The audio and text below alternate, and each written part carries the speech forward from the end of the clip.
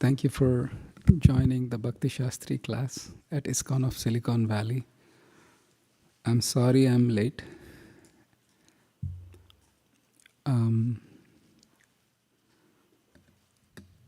will continue with our discussion on the Isopanisad that we started last class. There was a gap because of the Gaur Purnima festival in the temple. We didn't anticipate it, and we will reschedule the calendar so that it can reflect the new changes.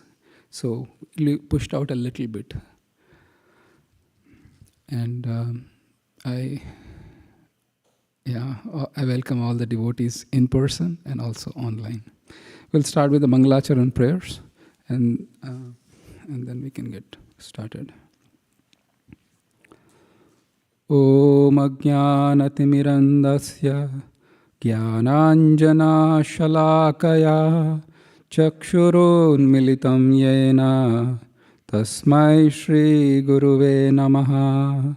Shri Chaitanya Manobhishtam Stapitam Yena Bhutale Swayam Rupa Kadamahyam Dadati Swapadantikam. Vandeham Shri Guroho Shri Yutapadakamalam Shri Gurun Vaishnavamscha Shri Rupam Sagrajatam Sahagana Raghunathanvitam Tvam Sajivam Sadvaitam Savadhutam Parijana Sahitam Krishna Chaitanya Devam Shri Radha Krishna Padan Sahagana Lalita Shri Vishakanvitamscha He Krishna Karuna Sindho Dina Bandho Jagatpate Gopesha Gopika Kanta Radha Kanta Namostute Tapta Kanchana Gaurangi Radhe Vrindavaneshwari Vrishabhanu Sute Devi Pranamami Hari Priye Vancha Kalpatarubhayascha Kripa Sindhubhya Evacha Patitanam Pavanebhyo Vaishnavebhyo Namo Namaha. Jaya Shri Krishna Chaitanya Prabhu Nityananda Shri Advaita Gadadhara Srivas Gaura Bhakta Vrinda. Hare Krishna Krishna Krishna Hare Hare Hare Rama Rama Rama Hare Hare. Matsamo nasti papatma Naparadhi chakaschana Parihare pilajjame Kimbruve purushottama. Bhumau skalitapadanam Bhumireva valambanam Tvai jata paradhanam Tvameva sharanam prabho. Govinda vallabhe radhe Prarthaye tvamaham sada Twadiyam iti janatu Govindo mam tvaya saha. Radha radhita radhesha Radhika prana vallabha Radha ramana vande tvam Radhika prema nirjita. So today we are going to do verse number 3 and 3, 4 and 5. That's the target for today. Let's see if I can pull my book. There we go. Sorry, this is a little older book. This is my old book for the last 20 years.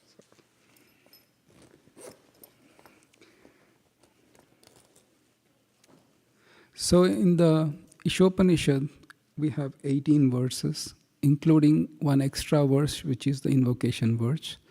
And when we started, we discussed a little bit about what the Vedas are and how a quiz question. So Vedic literature is free of 4 kinds of defects found in the conditioned souls. So what are the 4 defects? Yes, go ahead. Commit mistake. Imperfect senses. Cheating propensity. Illusion. Tendency to be illusion.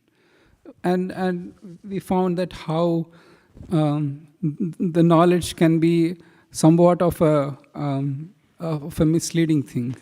Because when we try to find something, and we discussed also how to gain knowledge and how deficiencies are there when you try to gain knowledge through either sense perception or through logic or through other means. But the scriptural injunctions are perfect because they are beyond the realm of human deficiencies. Then we discussed the first invocation verse, which is Om Purnamadaha, and then that verse we said that somehow everything that comes from Krishna is perfect, including this material world is also perfect, but just because we have not realized Krishna, then we are experiencing that incompleteness or imperfection of this world. And the next verse which we discussed was Ishavashyamidam Sarvam, which is the first verse. And the Isopanisad is based on that particular verse because it starts with Ishavasyam. So then this Upanishad is called Isho Upanishad. And then we said how this material world belongs to Krishna. Everything within this material world is not ours, and it belongs to Krishna. And how he has set aside his quota for everyone. Right? And that is the one. And then the second verse, which we discussed after that.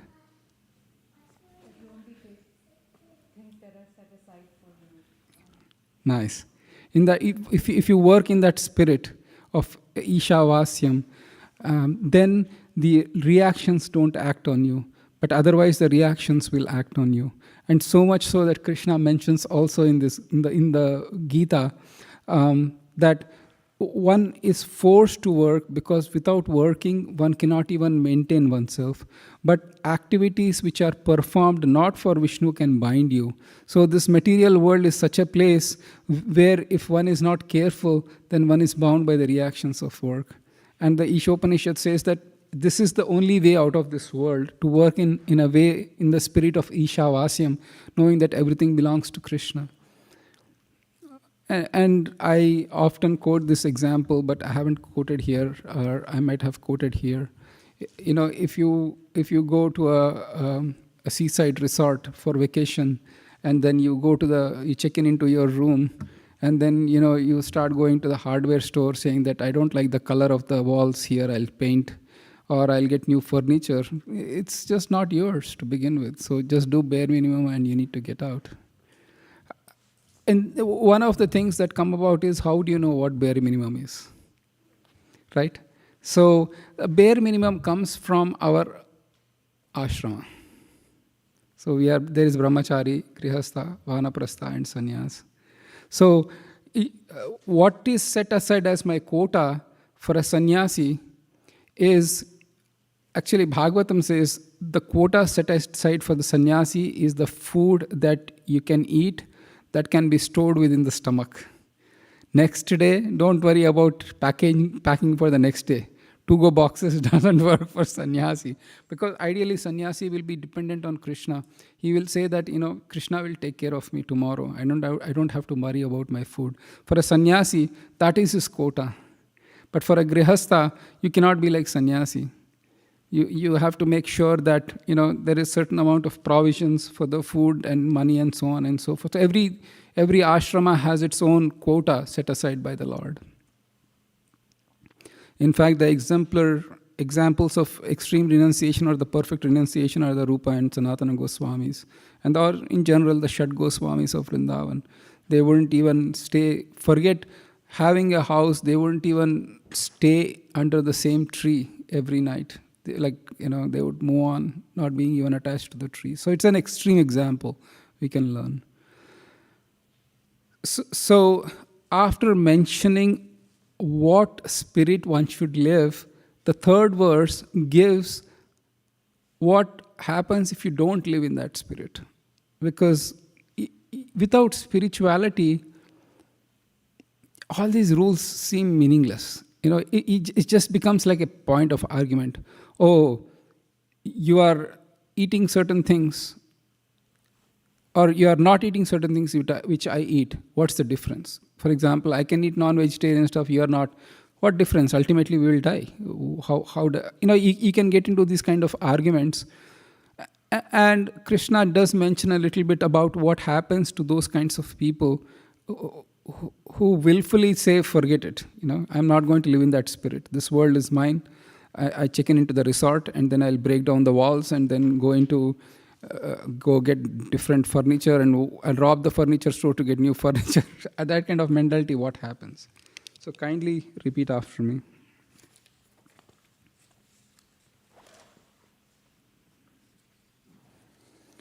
Asuryanama te loka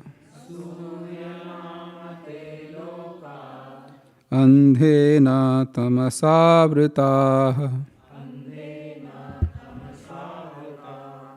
tamste pretyabhigachanti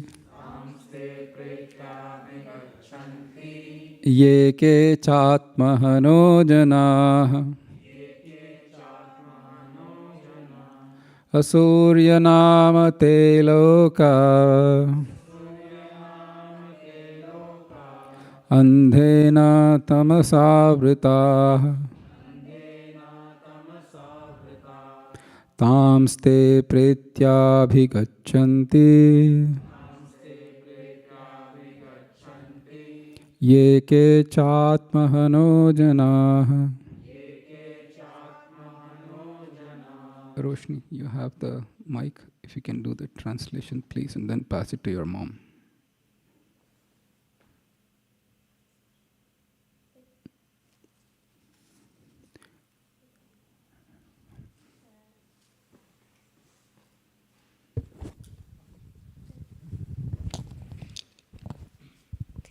The killer of the soul, whoever he may be, must enter into the planets known as the worlds of faithless, full of darkness and ignorance. Thank you. So in the purport, in the very first paragraph, Srila Prabhupada describes how human life is different than that of animals, and how human life has a much better privilege.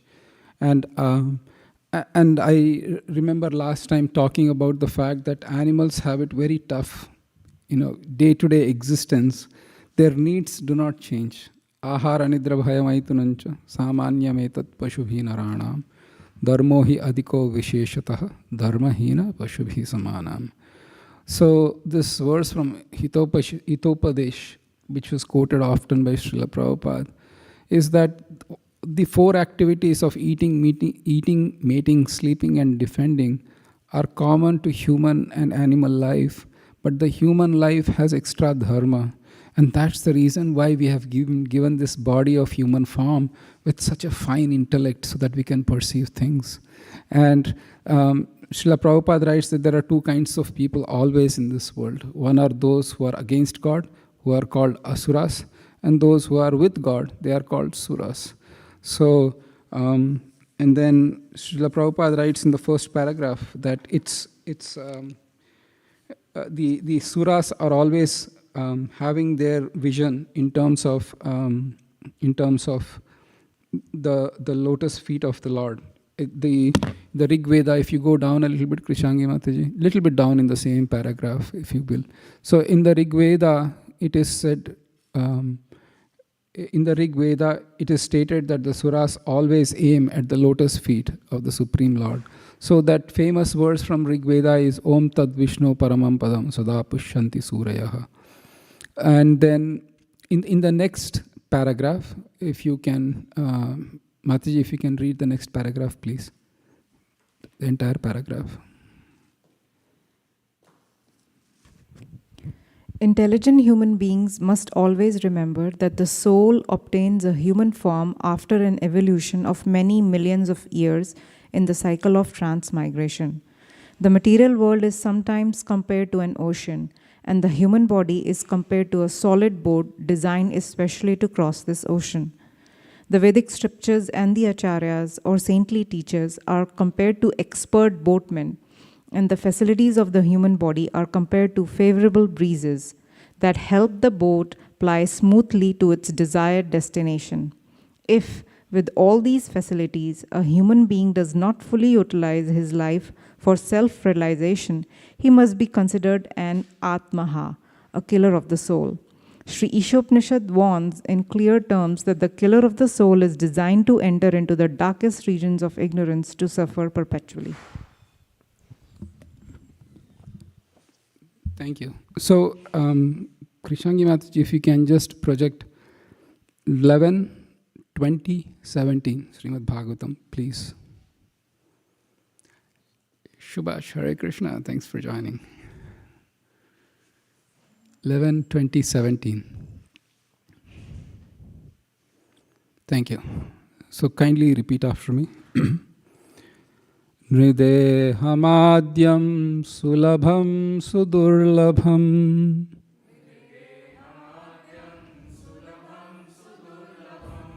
plavam sukalpam gurukarnadharam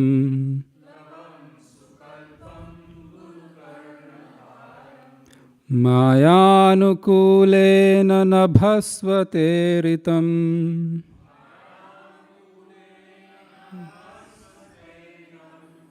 puman bhavabdim nataret sa atmaha.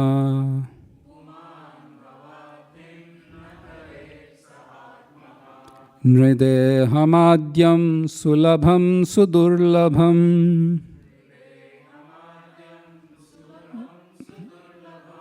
plavam sukalpam gurukarnadharam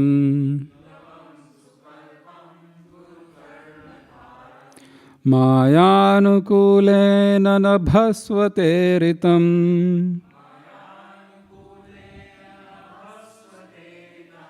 puman bhavabdim nataret sa atmaha.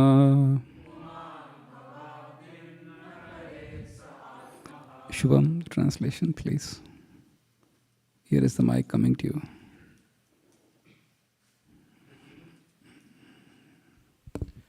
The human body, which can afford all benefit in life, is automatically obtained by the laws of nature, although it is a very rare achievement. This human body can be compared to a perfectly constructed boat having the spiritual master as the captain and the instructions of the personality of Godhead as favorable winds impelling it on its course. Considering all these advantages, a human being who does not utilize his human life to cross the ocean of material existence must be considered the killer of his own soul. Is it the same paragraph that we read? Srila Prabhupada just paraphrased that paragraph based on this verse of Bhagavatam. But a question comes up. So, soul, can it perish? Can it ever die? Then how can you kill the soul? Isn't it an interesting question? So,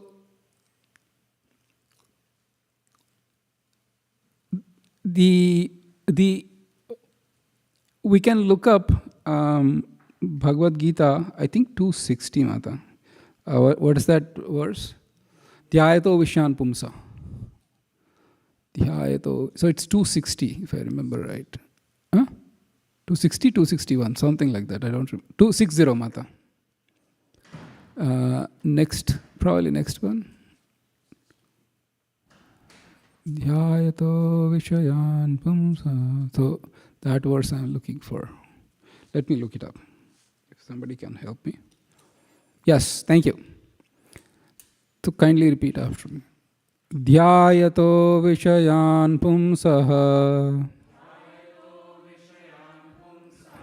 Sangasteshu Pajayate Sangat Sanjayate Kama Kamat Krodho Vijayate. Translation, please. Prabhu. When contemplating the objects of the senses, a person develops attachment for them. From such attachment, lust develops, and from lust, anger arises. And the next verse, please, Krishangi Mataji. No, not yet. I'll repeat the verse and then you can. Krodhat bhavati sammoha sammohat smriti vibramaha smritir bhramshad buddhinasho buddhinashat pranashyati. Translation, please. From anger, complete delusion arises, and from delusion, bewilderment of memory. When memory is bewildered, intelligence is lost. And when intelligence is lost, one falls down again into the material pool. So here, Krishna says, pranashyati. So nashyati means destroying. The soul is not destroyed or killed because Krishna says the soul can never die, right? He says that no amount of wind or fire or water can burn it. But the quote-unquote killing of the soul is, Krishna is saying you will fall into again this material whirlpool. So those who are the killers of soul, there is no question of them going back to Krishna. There is just repeatedly they fall down into this material whirlpool. And in the material whirlpool, there are so many animals, so many species of life, 8,400,000. So you can keep on traversing it, and that is quote-unquote the killing of the soul. Because the soul's true nature is completely covered by Maya. The soul's nature of completely being knowledgeable, completely being happy, completely being blissful is completely covered by Maya to the extent that birth after birth after birth, the soul takes on so many different bodies struggling with this material world, and that is killing of the soul. Because when we read, because we should have the conviction that if we are following certain rules, people when they criticize us, saying that, you guys are, gone cases of life. Why are you wasting your life, doing all these things? You should enjoy life. Life is great. You're sitting here just, wasting your life. No, we are not wasting our life. We are actually very intelligent. We are abstaining from things that actually can pull us down. But if you don't have that knowledge, then you will think that I'm wasting my life by not trying to enjoy or make enough money or do whatever I need to do. As devotees, we need to make money, don't get me wrong, or need to go to school or whatever. But that's not the goal of life. Because there is a higher purpose in life. Otherwise, this is what happens. We have that awareness and knowledge, and therefore we are doing it. Let me give one more example. Vrindavan, come here, sit. Get a zafu if you want.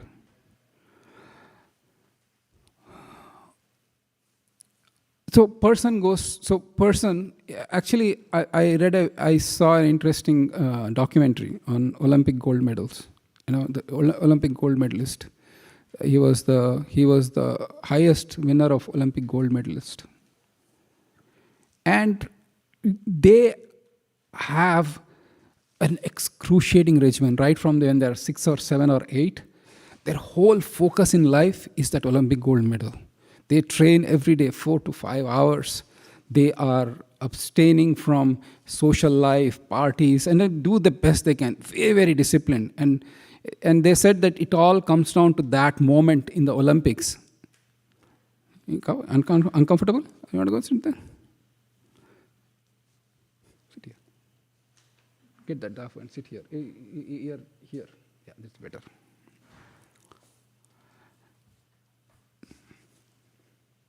Thank you. Better. I can't see your face. Then they say it just boils down to that one particular thing, that one particular event that they have to go. And it's a make or break. And life is very stressful for them.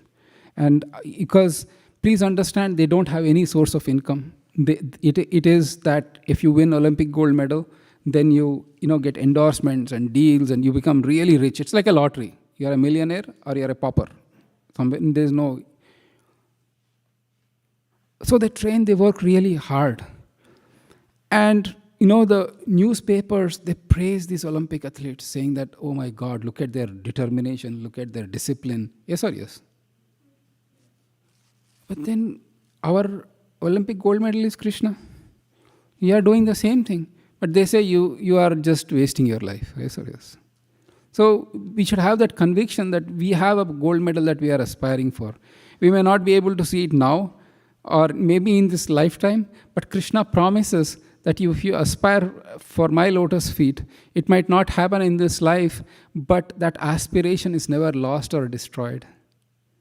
But whereas in the demoniac people who just focus is completely materialistic, the waves of time just washes those memories. The only thing is remaining is the tendency to enjoy, and that is repeatedly subjected to karma. You might say, what's problem? The problem is this. I want to enjoy, but I should have sufficient karma to enjoy. If I don't, then my desire is not enough. Yes or yes? If my desire alone was enough to get me my desired goal, then everybody should be a billionaire, everybody should be a successful person, everybody should be healthy and happy. But that's not the case in this world, which definitely proves that there's a higher power, source, God, whatever you want to term it, that's actually dictating terms on how the lives are led. So if you calmly think about it, then Vedic scriptures actually make sense. It is not some wishy-washy thing that are blind superstitions. God is a very practical reality who's working or controlling our lives. It behooves us to understand why, who, and then do the best we can. Otherwise, asurya nama telo kandhena tamasavruta. And it is not Krishna is, because please understand, it might feel as if Krishna is giving you like that, like either you believe in me and you will be eternally in heaven, otherwise, you'll be perpetually in the hellish condition. No, that is not. Krishna is saying you will be in this situation where you are now. Sometimes up, sometimes now. Completely wiped out of your memory and your true potential. You will be just loitering in this world. Make sense? Okay. Let's see if we can glean some other gems from Srila Prabhupada's purport on that. Srila Prabhupada actually continues for the next 2-3 paragraphs. Krishangi Mata, we are back to mantra 3 in Isopanisad. So, thank you.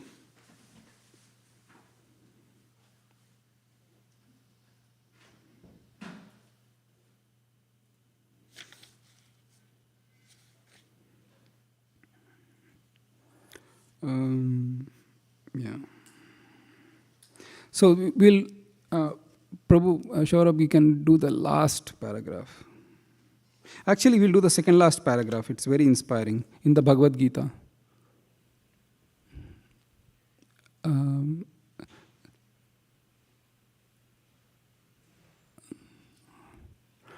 So, Krishangi Mataji, so please go back to mantra 3 of Isopanisad itself. Yeah, and then come down slowly, please. Yes, in the Bhagavad Gita. In the Bhagavad Gita 6:41 to 43, it is stated that a man who enters upon the path of self-realization but does not complete the process, despite having sincerely tried to realize his relationship with God, is given a chance to appear in a family of Shuchi or Srimat. The word Shuchi indicates a spiritually advanced Brahmana, and Srimat indicates a Vaishya, a member of mercantile community. So the person who fails to achieve self-realization is given a better chance in his next life due to his sincere efforts in this life. If even a fallen candidate is given a chance to take birth in a respectable and noble family, one can hardly imagine the status of one who has achieved success. By simply attempting to realize God, one is guaranteed birth in a wealthy or aristocratic Can you family. please repeat that statement? By simply attempting to realize God, one is guaranteed birth in a wealthy or aristocratic family. But those who do not even make an attempt, who want to be covered by illusion, who are too materialistic and too attached to material enjoyment, must enter into the darkest regions of hell, as confirmed throughout the Vedic literature. Such materialistic asuras sometimes make a show of religion, but their ultimate aim is material prosperity. The Bhagavad Gita 16.17 to 18 rebukes such men by calling them Atma Sambhavita, meaning that they are considered great only on the strength of deception and are empowered by the votes of the ignorant and by their own material wealth. Such asuras devoid of self-realization and knowledge of Ishavasya, the Lord's universal proprietorship, are certain to enter into the darkest regions. So one question can come up is everything owns with God. What do I need to do? Everything is okay, right? Economic. So there is the climate change. There is other world problems going on. Yes, sorry. So they're all gods. What should I do? It can go to other extreme as well. The answer is that when you are a trustee to a property, you don't own the property, but you act in such a way that it belongs to someone. And that would be helpful. So in that sense, because it belongs to Krishna and I have to live in this world, let me abide by the laws of the Lord. For example, in this country and pretty much every country all over the world, is there an income tax issue or income tax thing, rules? Everybody has to pay income tax and every country has its own brackets, blah, blah, blah, blah. Now, people might say, I don't want to pay income tax. In fact, people might go to the other extreme. I don't recognize this government of United States of America. I'm not going to pay. There are some funny stories where people buy big land or ranch and they say, I want to make this ranch a sovereign state and I am the elected and print my own. Whatever, weird things can happen if you think like that. But, you cannot, IRS will come chasing after you if you don't pay your taxes and you will be subjugated to the laws of country. So, might as well do your part in living in this country. And so, the same way, do your part in living in this world which belongs to Krishna. And Krishna has given rules. Please understand, it's not like Krishna has said, this is mine, you cannot do anything. He said, this is mine, but if you want to be happy, he actually mentioned in Gita. He says, Annat bhavanti bhutani parjanyadanna sambhava. He says, from rains come grains. From grains, by eating grains, we sustain our lives. And then the way to do all this is to perform sacrifice. He gives a clear-cut definition. If you really want to be prosperous, then this is how you have to follow the pattern in the world. So Krishna has said, my world, but these are my rules, and follow this, you'll be happy. And the US government is saying, pay the taxes, we'll give you protection, and you'll get all the benefits of whatever a citizen will enjoy, the same thing. So it is not that difficult. But then there are those who defy the laws of God, then they are put into trouble. Asuryata namate loka. It's good. So any questions so far before we go on to the next verse? Yes, sir.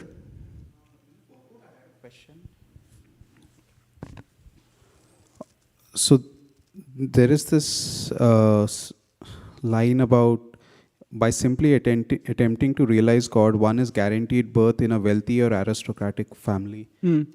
Why is it wealthy or aristocratic family? Okay. If you can just elaborate the question a little more. So what I mean is, if you have to practice self-realization or move towards self-realization, is that the most opportune birth? I see. Good. So, Krishangi Mataji, can I trouble you to project? She's not there? Okay. I'm so sorry. I didn't mean to. All right. Can I trouble you to project the Bhagavad Gita 6th chapter, please? The entire 6th chapter, and we can look at few verses. So if you can come down, Mata. If you can come down. Control F, you do Control F and cloud. C-L-O-U-D. Cloud. Yes. So this is the question Arjuna asks Krishna. O mighty armed Krishna. Okay, actually, if you go a little bit up, Mataji, one more verse. This is even better. So, somebody, he can please do the translation. Prabhu, you both have to remind me your names. I seen you at Milpitas, Bhakti Vriksha. So. My name is Satwat. Satwat, thank you. Akhil, thank you. Yes, Satwat, please. Text 37. Arjuna said, O Krishna, what is the destination of the unsuccessful transcendentalist, who in the beginning takes through the process of self-realization with faith, but who later desists due to worldly mindedness and thus does not attain perfection in mysticism? So the question here is, I leave my job, go to the forest, perform self-realization, then I don't achieve success. So, success is gone. My 401k, I'm neither here nor there. So isn't that a very bad bargain to do what you are asking me to do? Because Krishna says to Arjuna, you have to control your mind, you have to be false ego, you have to be celibate. This is too much, I can't deal with it. I'll try here and then I'm neither successful here nor there, I'll be nowhere. And then please, next verse, Satwat. And then after that you can give the microphone behind. So. Text 38. O mighty armed Krishna, does not such a man who is bewildered from the path of transcendence fall away from both spiritual and material success and perish like a riven cloud with no position in any sphere? Thank you. And you can give the mic back to Avijit. And that is, a riven cloud is an interesting thing. Riven cloud is, suppose you have clouds that drain water, you can see that, there is mass of clouds, and sometimes you see there is this one small cloud that's broken away from the mass of the clouds. It is just floating all over the sky with no fixed position, and that's what is the riven cloud means. So. Text 39, yes please. Text 39. This is my doubt, O Krishna, and I ask you to dispel it completely. But for you, no one is to be found who can destroy this doubt. Okay. Please do one more verse and give it to your good wife. Text 40. The Supreme Personality of Godhead said, Son of Pritha, a transcendentalist engaged in auspicious activities does not meet with destruction either in this world or in the spiritual world. One who does good, my friend, is never overcome by evil. Text 41. The unsuccessful yogi, after many years of enjoyment on the planets of the pious living entities, is born into a family of righteous people or into a family of rich aristocracy. 42, please. Text 42. Or, if unsuccessful after long practice of yoga, he takes his birth in a family of transcendentalists who are surely great in wisdom. Certainly, such a birth is rare in this world. And if you click on text 42, Krishangi Mataji. Click on the text 42, please. I think this is where, if I remember right, this is where Srila Prabhupada writes in the purport. So here it is mentioned, Akhil, that how based on one's advancement in spiritual life, because if one falls away from the worldly mindedness, which means you have the regret that I am losing money and losing enjoyment, Krishna is saying it'll never go. In the next life, if your desire is that I sacrifice the enjoyment of this world and I want it back, Krishna is saying I'll give you back by giving you a birth in the family of rich people. But if you have passed that worldly mindedness and material life or enjoyment is not that important to me, Krishna is saying I'll give you birth in a transcendentalist. So in either way, you're not going to lose. That is the assurance he's giving. So that's the statement. This is the whole basis of Srila Prabhupada's one statement is based on these verses of Gita. Thank you. Hare Krishna. All right, let's move on to verse number 4. Yes, Shivash.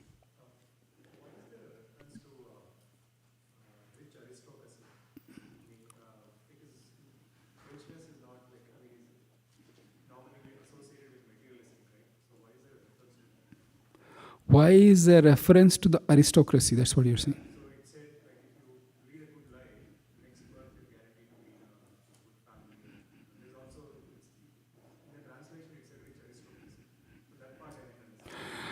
So actually, in the for those who couldn't hear the question, Subhash's question is, why is there rich aristocracy? It might seem to be, again, tempting somebody to kind of fall back into the world, and instead of Krishna shouldn't give. But here is the deal.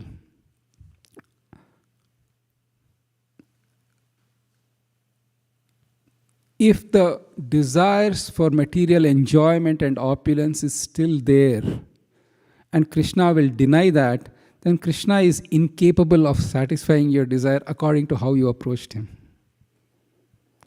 So, one example is Gajendra's story. We know the story of Gajendra. How he was, long story short, Gajendra was in the water with his family enjoying swimming pool in a hot season, but the crocodile caught him on the leg. For 1,000 years there was a struggle, and he remembered prayers to Lord Vishnu, and he offered rose, right? Rose to Lord Vishnu? Rose? Rose? Rose? Rose?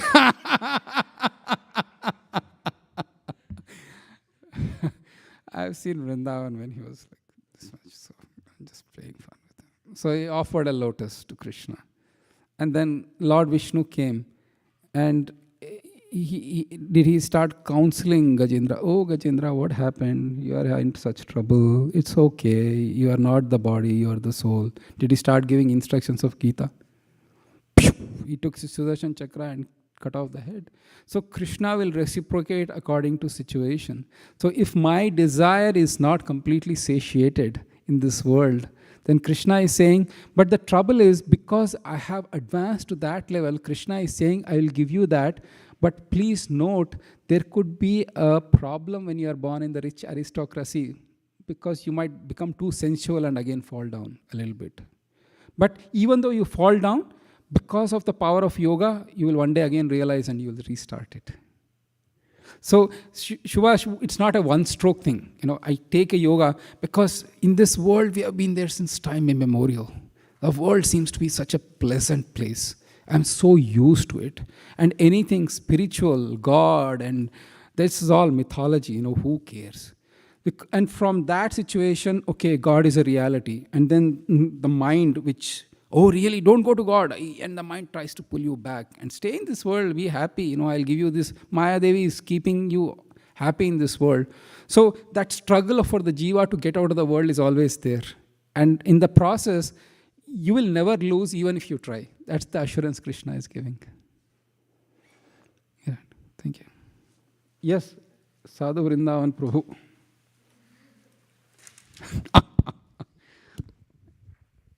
Actually, if you are uncomfortable, you can sit where you came. It's okay. Okay.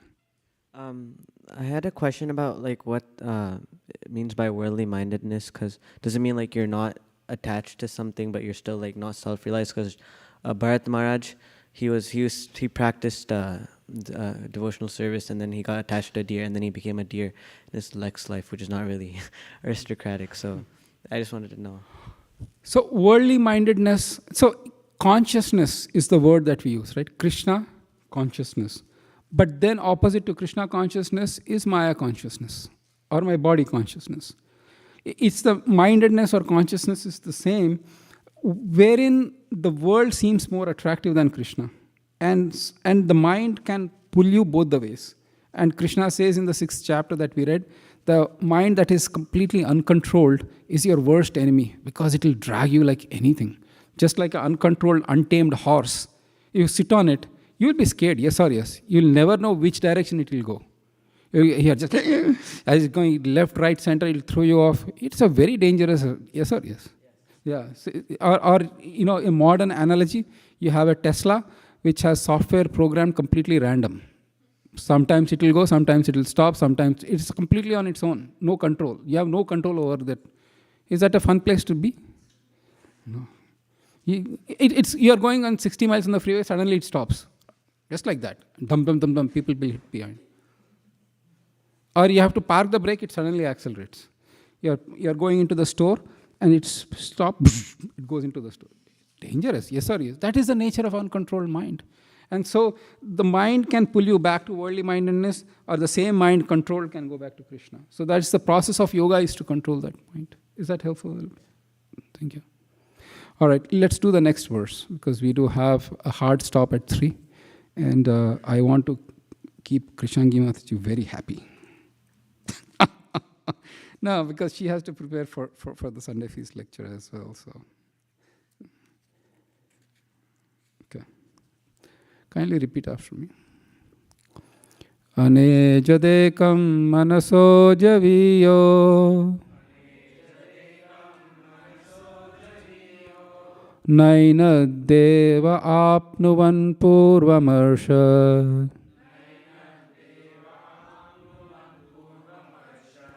tadhavato jnanatyeti tishta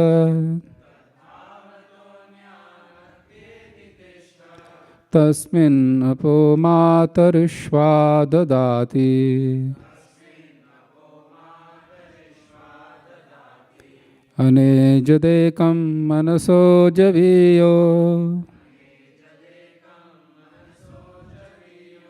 naina deva apnuvan purvamarsha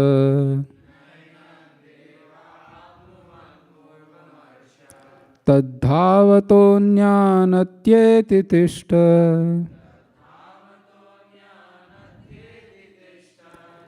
tasmin apo matarishva dadati. Subhash, translation, please. Although fixed in his abode, the personality of Godhead is swifter than the mind and can overcome all others running. The powerful demigods cannot approach him. Although in one place he controls those who supply the air and rain, he surpasses all in excellence. So 4, 5, and 6 were 4, 5 verses that describe about the glories of Krishna. And in this, it seems to be there are a bunch of contradictions here. Aneja dekam manaso javiyo, so that even though he is situated in one place, he is going faster than mind. Purport. So this is a beautiful purport. Let's at least start doing the first paragraph. So Kamal, okay, Mata.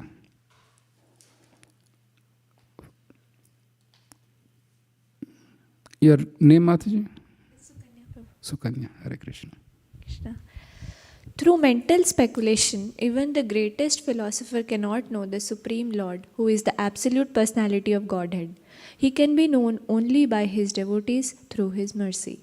In the Brahma Samhita 5.34, it is stated that even if a non-devotee philosopher travels through space at the pace of the wind or the mind for hundreds of millions of years,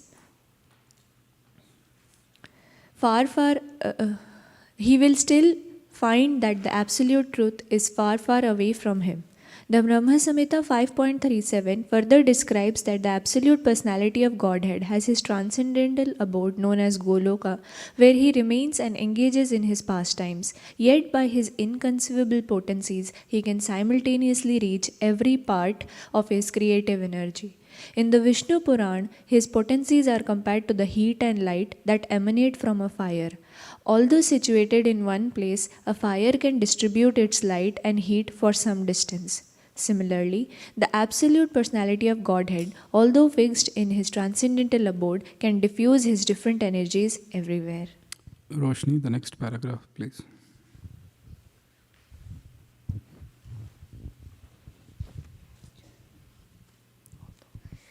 Although his energies are innumerable, they can be divided into 3 principal categories: the internal potency, the marginal potency, and the external potency. There are hundreds and millions of subheadings to each of these categories. The dominating demigods who are empowered to control and administer such natural phenomena as air, light, and rain are all classified within the marginal potency of the absolute person. Lesser living beings, including humans, also belong to the Lord's marginal potency. The material world is the creation of the Lord's external potency, and the spiritual sky, where the kingdom of God is situated, is the manifestation of his internal potency. Thank you. questions. So you can see how, one example, the President of United States or the Prime Minister of any country, they are sitting at one place in their office and they have warships all over the world, and they can give a command and then something will happen. If that is true of just a simple, ordinary president of a country, then the Supreme Absolute Truth has his infinite energy spread all over, and they are acting under his directions. It's not that hard. The other thing that is used is the fire. The fire is at one place, but the light is spread all over, right? And then the heat is spread to some extent. So similarly, if a simple fire can actually do that, then Krishna can actually be at one place and still accomplish everything. So because sometimes people ask, where is God? He is there everywhere. He's spread in every atom. He's there in everyone's heart. But he is diffused in such a way that you cannot see him unless he allows himself to be seen. And that is possible only through yoga, and specifically Bhakti yoga, at least in this age. Right? Srila Prabhupada's purports are really beautiful. I wish we had... Actually, we can do a little more. Mataji, probably you can do the para 3.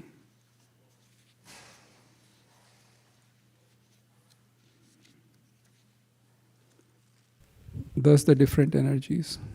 Thus the different energies of the Lord are present everywhere. Although the Lord and his energies are non-different, one should not mistake these energies for the Supreme Truth. Nor should one wrongly consider that the Supreme Lord is distributed everywhere impersonally, or that he loses his personal existence. Men are accustomed to reaching conclusions according to their capacity for understanding. But the Supreme Lord is not subject to our limited capacity for understanding. It is for this reason that the Upanishads warn us that no one can approach the Lord by his own limited potency. Thank you. It's a very important point Srila Prabhupada makes. One thing is to not confuse the energies. One of the things is, they will say, some people who like to consume alcoholic beverages, they will say, what is this alcoholic beverage? It's just an energy of God. What is me? Another energy of God. Two energies of God are mixing. But the problem with that argument is that the energies of God have different outcomes by serving in different ways. If my senses and my body is matter, which is energy of God, and this bag is also energy of God, that or a laddu is also energy of God, then by eating, I am serving God. Yes or yes? You just said everything is energy of God. But the problem is, by doing that, Krishna is saying you will get a different kind of effect rather than serving. So Srila Prabhupada warns us, don't think that energy and energetic are the same. In one sense, they are the same, but serving them will give two different results. I'll give one more example. In the 9th chapter, Krishna says, Manmana bhavad bhakto madhyajim. Always think of me, he says. And in the 10th chapter, Arjuna asks Krishna, oh Krishna, how can I think of you always? Because you said, think of me. How can I think of you always? And Krishna says that in this material world, I will give you certain objects or phenomena that represent me.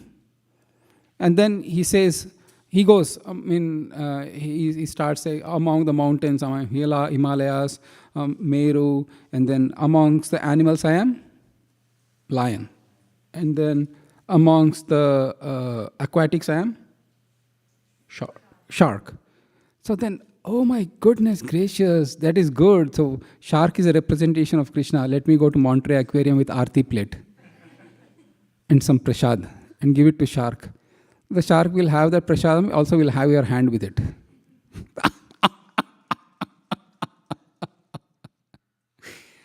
The Krishna is saying it's shark, but the whole idea there is that it is his representation of this world. When you see a shark, you think of Krishna saying, oh yes, this represents Krishna and I can think of Krishna. Not physically, worship shark and do aarti for it 3 times a day. and Bhoga 4 times a day or 5 times a day. Is that helpful? All right.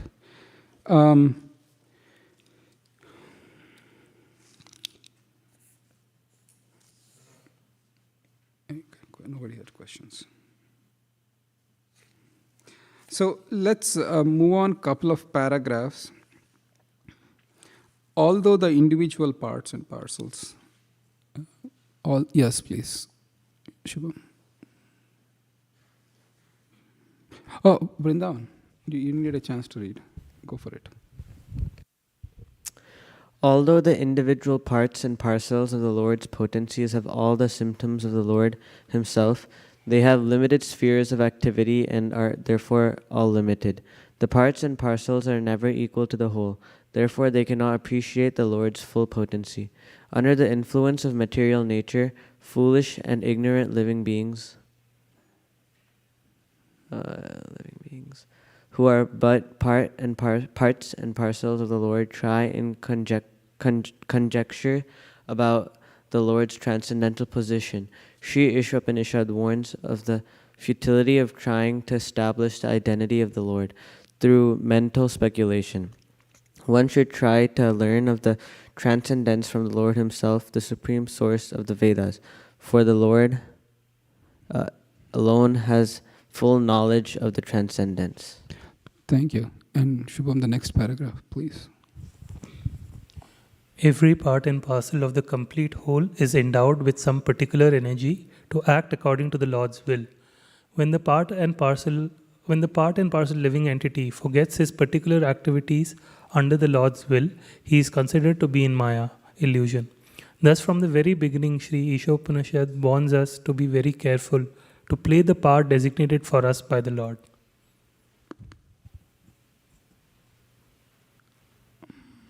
Little bit more up. Okay, thank you. This does not mean that the individual's soul has no initiative of his own. Because he is part and parcel of the Lord, he must partake in the initiative of the Lord as well. When a person properly utilizes his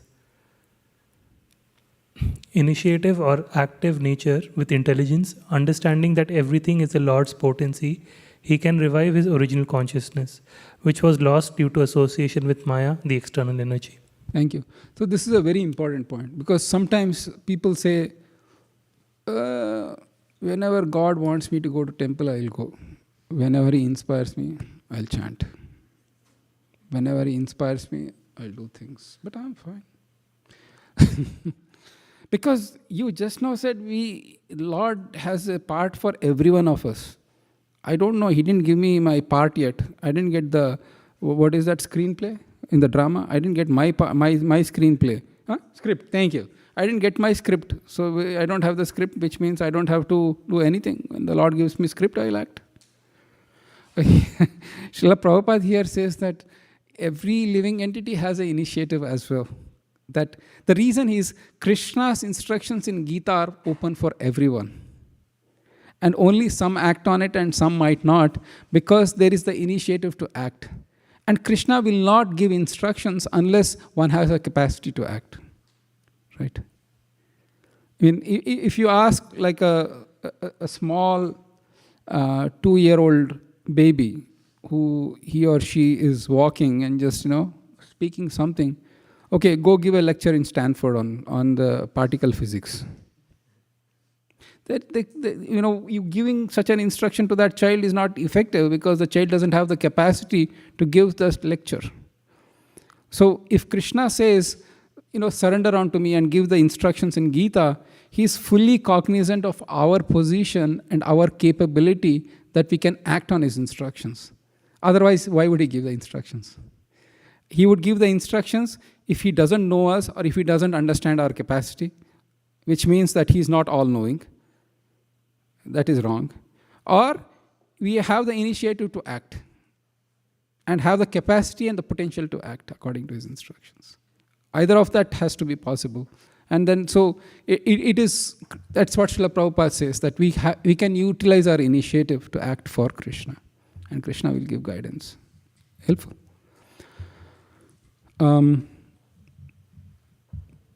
So the sum and substance is that if you cannot understand Krishna through your own mental speculation. That's another aspect of it. Because no amount of scholarship, no amount of academic education or brilliance in intellect or erudition or knowledge can make you reveal Krishna. Krishna will not say, oh my God, you have 4 PhDs, okay, now I'll reveal myself to you. Or you have got, oh my God, $20 billion, okay, what can I do? I'm obliged. Krishna is not obliged for anything. Knowledge-wise, he is the supremely knowledgeable. Opulence-wise, Krishna, Lakshmi Sahasra Shata Sambrama Sevyamanam. What is that verse? How does it begin? Venum, thank you. Chintamani Prakara Sadma Shukalpa Vriksha Lakshavrateshu Surabhira Bhipalayantam Lakshmi Sahasra Shata Sambhrama Sevyamanam Govindamadi Purusham Tamaham Bhajami. It's that Lakshmi Sahasra Shata. Sahasra is thousands, Shata is hundreds. Hundreds of thousands of Lakshmi Devis are willing to serve him. And we as in not we, but the people of this world are trying to get favor of one Lakshmi Devi. So then, how, if I have wealth, can I attract Krishna? Krishna is not a big deal. It's only through his Vedeshu Durlabham Adurlabham Atma Bhakta. That unless one who has unalloyed devotion for him, then Krishna becomes obliged. Krishna becomes bound. Krishna becomes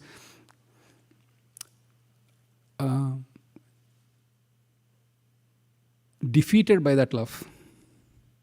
It's the only thing that can defeat Krishna. I'll leave one simple example. We all heard the story of Damodar pastime. What happened there? Mother Yashoda tied Krishna. And then, does everybody know the story, or should I just give in 2 minutes? You know this. Okay. And then he pulled the mortar in between the 2 tall trees. They fell down. And from there, the 2 effulgent demigods came, and they got liberated from their tree position. And at that time, baby Krishna showed his universal form, or he was still a baby, tied to the mortar. Tied to the mortar, right? What sort of people are you? Krishna liberated you from being a tree for 100 years. Can't you untie the rope of that baby before you go? And think about it. If a surgeon has saved your life, and then he's somehow a robber's caught hold of him, and his hands are tied and he's lying on the street, and you walk, oh, the surgeon saved my life. Looking good. Take care, bye. You let go help and untie. What happened? And baby Krishna is a baby, for crying out, this much baby. And then these fellows didn't even untie him. They just left off. Right? Yes or yes? What a injustice. But shall I tell the secret behind it, or should we move on to the next one? Our acharyas say that rope was tied by Mother Yashoda. Mother Yashoda bound Krishna with the ropes of her love. Because Manigriva and Nalakuvera, they did not have that adhikar. They did not have that prema, that vatsalya ras. They couldn't even dare to open it. They said, Baba, we can't touch it. It's you and Mother Yashoda, deal with it. We don't want to be cursed by Mother Yashoda. So they left like that. So that's what the Acharya say. Because Mother Yashoda's rope of love was so strong for Krishna, nobody dared touch it. Because she had bound. And if you can see, after that Nanda Maharaj came. Because he was in the Vatsalya ras, he was able to unbound it. But Manigriva and Nalakuvera, nope. They won't even touch it. Now you know the story. So the only way you can bound Krishna is with love. And that prema bhakti is rare, and that's what we are here for. When we do nectar of devotion, we spend a lot of time, on why we are here. What's our purpose? Is our purpose merely to put tilak and then give big classes, like a fool like me giving classes, or is it chanting 16 rounds a day, or reading Bhagavatam, doing seva, making garlands like Krishangi? She does so many services, including what she is doing now. What is the purpose? What is the end goal? And why is it that, is it worth our sacrifices that we are making? If you have that knowledge, then you will be situated firmly in bhakti, and it will give you enthusiasm to know that by these activities, I am able to conquer the one who is unconquerable. Not, I am, but in that humility, the extreme humility, then Krishna also becomes subjugated. Otherwise, you can try, because Krishna is faster than mind, faster than everything, is supremely powerful. How can you even please Krishna then? Right? All right. I digressed a little bit. Forgive me for that. Let's do the last verse. And if possible, we can get 30 minutes back. Or we can do one more verse. Mantra 5.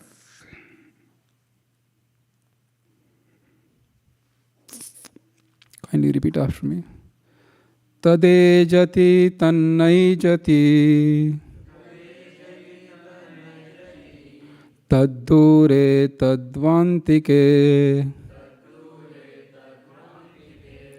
Tadantarasya sarvasya. Tadu sarvasyasya bahyatah. Tade jati tannai jati. Taddure tadvantike. Tadantarasya sarvasya. Tadu sarvasyasya bahyatah. Akhil, I think you are next in line, right? Please. Shubham, you are done, right? Okay. The Supreme Lord walks and does not walk. He is far away, but he is very near as well. He is within everything, and yet he is outside of everything. Okay, thank you. It's clear, right? We can move on to the next verse. Super contradictory. How can so it's like, I'll give a simple example. I'll pick on, who can I pick on? I'll pick on Kamal. Kamal is here in this room. She can't be in the kitchen at the same time, can she be? But here it is mentioned, the Lord is here and the Lord is there. The Lord walks and he's far away, but he's within everything. Then if he's within everything, then he must not be outside of everything, right? Because imagine if you are inside a particular blanket, it's winter, nicely you want to cover, and if you are inside the blanket, are you outside the blanket? What is this? Maybe this verse is a serious problem. We'll figure that out. Please, Satat, do the first paragraph. And if you are having trouble, whoever is having trouble sitting on the floor, you can make use of the benches, you can pull up chairs, you can do so many things. Or stand up, whatever is convenient. Yes? Here is a description of some of the Supreme Lord's transcendental activities executed by his inconceivable potencies. The contradictions given here prove the inconceivable potencies of the Lord. He walks and he does not walk. Ordinarily, if someone can walk, it is illogical to say he cannot walk. But in reference to God, such a contradiction simply serves to indicate his inconceivable power. With our limited fund of knowledge, we cannot accommodate such contradictions, and therefore we conceive of the Lord in terms of our limited powers of understanding. For example, the impersonalist philosophers of the Mayavad school accept only the Lord's impersonal activities and reject his personal feature. But the members of the Bhagavata school, adopting the perfect conception of the Lord, accept his inconceivable potencies and thus understand that he is both personal and impersonal.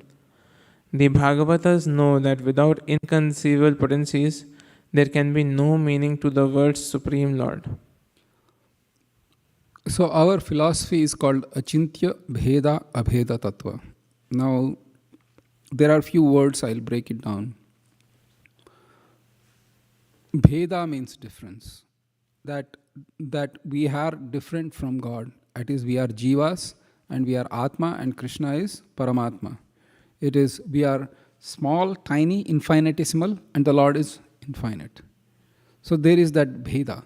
But Abheda is, even though we are infinitesimally small, we have the same spiritual nature as God. And if you take a drop from an Atlantic Ocean and see the chemical composition, it is same as the Atlantic Ocean itself. Nevertheless, a drop is a drop and the ocean is an ocean. Of course, this example is little imperfect because you can extend the logic saying that if you take out a millions and infinite number of drops from Atlantic Ocean, then there is no Atlantic Ocean. But in this case, there is that slight difference. But we have the same spiritual nature as God. But then, how can you account for this oneness and how can you account for this difference? It is achintya or inconceivable. It is beyond the power of logic.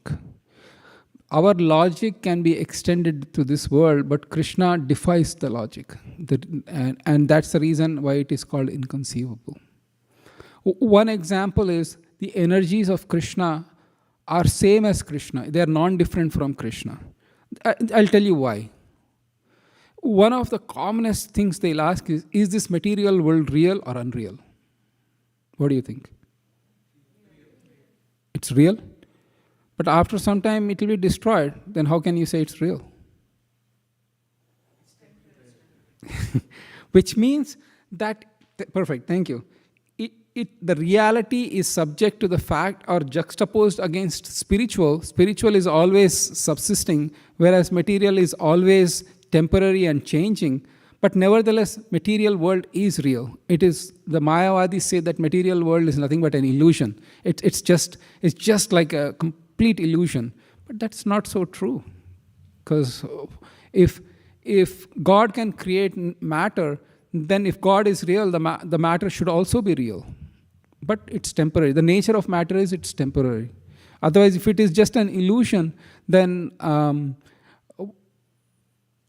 it would be without any particular meaning or any relation to God. Gods can create illusion, which in God himself is illusion, because illusion can create illusion.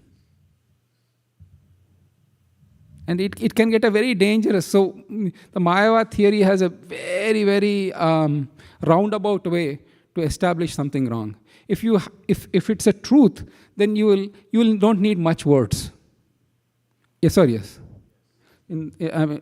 Assume that you are, God forbid, it shouldn't happen, but you are having a connection with some person online who are saying who they are. I am a school teacher, or I am this. 1-2 sentences are enough. But if that person is not who they are, then they have to state so many things to establish that who they are not. And they have to use so much of convoluted logic. The same thing. So, we'll pause here. We'll take some questions. I'm so happy to see all those who are joined online. I'll take from online first, and then I'll take. So Rinki had a question online. Hare Krishna, Prabhuji, Dandavat Pranam. Prabhuji, I have a question. Like when you are learning about Bhakti Yoga, do we need a logical way of learning? Because I find it difficult when I find so many questions. Maybe I'm not, but others, wherever I'm hearing the other places, logical. So do we need logical when you're learning about Bhakti Yoga? The answer is yes, and the answer is also no. Keeping in theme with what we are reading right now. The Lord walks and does not walk. So I'll tell you why.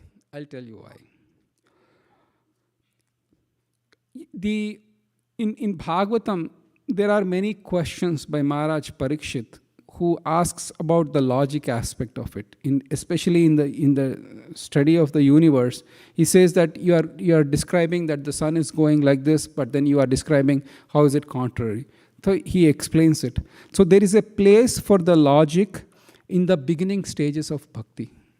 In the beginning of stages of bhakti, if you just have blind faith and you have absurd inquiries, both are condemned, Srila Prabhupada writes. One shouldn't have blind faith. One should actually test to see that what is going on. I'll give a simple example. Logic is used for those who are not initiated yet. There is a certain amount of evaluation you can do of your spiritual master whom you are going to take initiation, and part of that involves some logic, some sort of awareness. Is that person speaking the right message? And you need to do some evaluation and so on and so forth. But once you accept a spiritual master, it's mentioned that you should follow the orders of the spiritual master without question, even though logically it might not seem to work. I'll give an example. Srila Prabhupada was asked or ordered by his spiritual master, Bhakti Siddhanta Saraswati Thakur, to preach in the West. Srila Prabhupada was in 20s at that point of time. He was a grihastha. He was running a pharmaceutical company. He was a manager, or he was running the pharmaceutical company. It didn't seem pretty logical at that time that how would I give up everything and then go to America and start preaching? But then he kept the instruction within the heart, and later it manifested. So at that time it didn't seem logical. Like, what is Bhaktisiddhanta Saraswati asking me to do? At this age, it doesn't seem to make any sense. But later it manifested itself. But then Srila Prabhupada challenged Bhaktisiddhanta. He said, "You are asking me to preach, but our country is subjugated by British. What can we even do to preach?" And then when he was defeated by Bhaktisiddhanta, he said, "Okay, I accept this as my spiritual master." So there is that logic. But once, and even in the other aspect, the sadhana bhakti, again, that topics we'll be discussing at length in Nectar of Devotion semester. There, in the sadhana stage, we do use logic. But then once you advance, then the logic doesn't come into play in the raganuga or the spontaneous devotional stage. Is that helpful, Mata? Rinki? Yes, Prabhuji. It was so, you explained the way and it's so making sense, Prabhuji. Thank you. Koti Dandavasana. Is somebody here? I'm sorry, I didn't understand. No, Prabhuji, I said it's really making sense what you explained. Okay. I mean, it's really understood. Thank Okay. you. No, thank you. So if there are questions, if logically it doesn't make sense, then it's always good to raise those kind of doubts and get them clarified as well.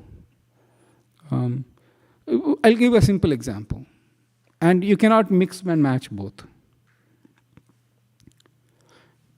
In Vrindavan, the cowherd boys, they played the game that, which demon, Pralambasura, they had to kill. So then they said, let's organize games. Whoever wins, whoever loses has to carry the winner on the back. And then we know the story of how the cowherd boys, Krishna carried the cowherd boys and so on and so forth. In Vrindavan, it was great. But if you are doing deity service, let me jump onto Krishna's back on the altar. Very offensive. The same thing at one point was giving pleasure to Krishna. Doing right now in the temple is offensive, though the act remains the same. So how is it logical? So you can see how at one point of time the logic is kind of, prema bhakti is beyond all the logic. But at least in the beginning stages, one should be a little aware and use one's intelligence as well, how to serve Krishna. Okay. Anybody had, questions? Okay, Satwat, and then no, Satwat? Okay, Satwat, Shubham, and then Shaurav. All SS. So. Hare Krishna. I had a question regarding this Isopanisad 5th verse. So I saw in the purport, there were the explanations for the last two aspects, like how the Supreme Lord is very far and very near as well, and how he is inside and outside of everything. But I could not clearly understand how the first section was explained, that he walks and does not walk. So can you please explain it? Is that in the purport? I could not understand how it was being explained in the purport. So he walks and does not walk is, so for example, I think Prabhupada writes in the purport somewhere about Prahlad Maharaj. So when when Hiranyakashipu asked Prahlad, is your Lord present in this pillar? He said, yes, it is there in the pillar. And indeed, when he broke the pillar, was Nrsimhadev there? So did he walk from the spiritual world to be in that pillar? No, he did not walk, yet he was present in the pillar. See the thing? He came from spiritual world, yet he did not have to walk into the pillar. When the pillar broke open, he was already there. Walks and does not walk. Because he was he was able to manifest his form right there, though he was based in the spiritual world. Is that helpful? Not so much. Okay, so in this one, he did not walk. Okay, then how does he walk? Vrindavan, he walks all over with his cows. Okay. He could have said, Mother, you know what, I don't want to walk. And today I'll just stay home. The cows will walk. And they could walk on their own, but he walked literally with the cows everywhere, without slippers, by the way. Because the mother said, at least wear slippers, you have thorns. He said, and Krishna had millions and millions of cows. He said, sure, I'll wear slippers, provided you give all my cows 4 slippers each on 4 hooves. And I'll walk. And they said, no, then I'll walk like that. So he walks. And then if he needs be, he doesn't need to walk as well. Because he's present everywhere. See, the thing is, there is no right example in this world. Because every atom, every single atom, Krishna is present. In my heart, Krishna is present. So if he needs to manifest, he doesn't have to walk to reach there. He's already there. Okay. But if he has to walk, in the case of Gajendra, he walked. He walked, as in like literally walked. I'll tell you the story of Gajendra.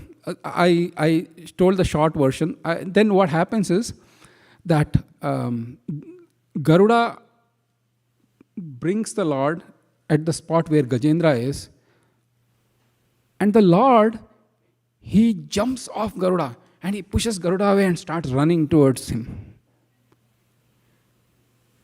And then Acharya say, why? Why did the Lord do? Why didn't Garuda drop him at the exact same spot? And the Lord could have started. His eagerness to save his devotee was so much, the Lord said, hey Garuda, you are not fast enough. Let me go on my own. That's what Acharya say, because he was so eager to save his devotee. So he walked in that case. In case of Nrsimhadev, he didn't walk, he just appeared. It's the same Lord. Yeah, helpful? Yes, Prabhu. Now I'm understanding. Yeah. Okay. Other question? Shubham.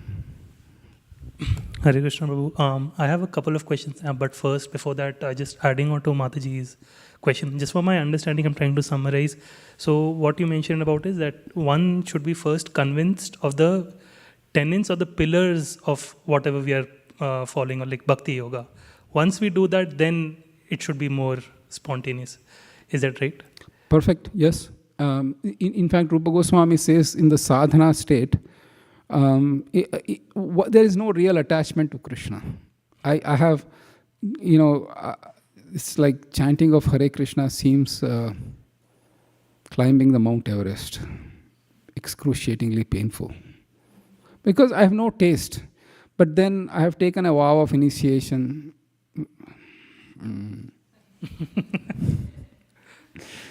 But then later, when you chant and you get a taste for chanting, and then of course that will study in Nectar of Devotion, the different stages, Adau Shraddha, Tatau, it goes a whole stage.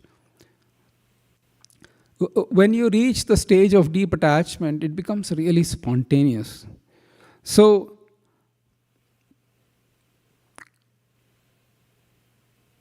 you just cannot live without it. It's like nobody is telling you to do it. And if somebody tells you not to do it, that's the problem. In the Raganuga stage. Right. The gopis, they wanted to meet Krishna, but they were stopped by their folks at home. They were very unhappy. Right? So it happens. It gradually happens. And that's when logic kind of takes a backseat. More of a kind takes a backseat. How is it that the gopis who are village girls with no culture, no learning, their worship of Krishna is the highest?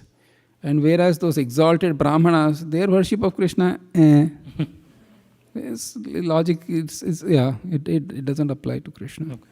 Thank you, Thank Prabhuji. Like one question on in the verse 4th, there was a paragraph which was mentioning about initiative, where you were talking about the script. So is the script then governed by similar to what you were mentioning for verse 2 by ashrama? Basically. Oh, good point. Good point. Did everybody get the question? No. So you have to repeat the question because Sukanya didn't get it. Yeah. So in verse 4, there was a mention of like we should be aligning our initiative with Lord's initiative. And you mentioned that if one argues that I don't have the script, then where does the script come from? Does it come from ashram? Thank you.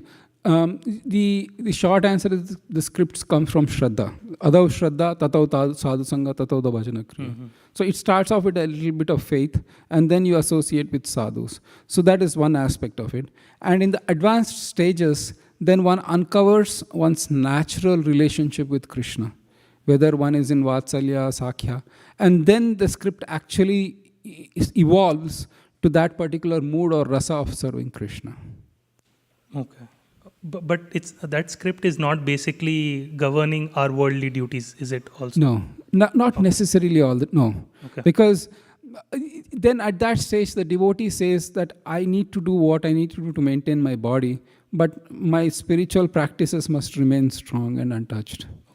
And then the question might ask, Shubham, is then, well, how about what duty should I do in this world? Usually that is driven by one's nature.